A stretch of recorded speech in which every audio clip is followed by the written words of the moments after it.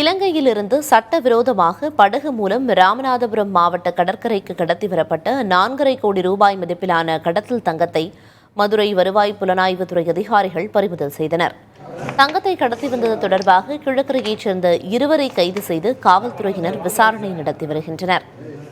இலங்கையிலிருந்து தங்கக்கட்டிகளை படகு மூலம் கடத்தி வந்த நபர் காரில் மதுரை நோக்கி செல்வதாக கிடைத்த தகவலை அடுத்து வருவாய் புலனாய்வுத்துறை அதிகாரிகள் உடனடியாக அந்த காரை பின்தொடர்ந்தனர்.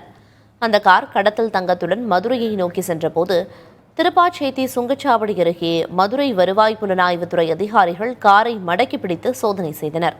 அப்போது அந்த காரில் கடத்தல் தங்கக்கட்டிகள் இருந்தது தெரியவந்ததை அடுத்து தங்கத்தை பறிமுதல் செய்த வருவாய் புலனாய்வுத்துறை அதிகாரிகள் கடத்தலில் ஈடுபட்டதாக கிழக்கரையைச் சேர்ந்த ஷேக் சதக், சாதிக் அலி ஆகிய 2 கைது செய்து மதுரையில் உள்ள வருவாய் புலனாய்வுத்துறை அலுவலகத்திற்கு அழைத்து சென்று விசாரணை நடத்தி வருகின்றனர்.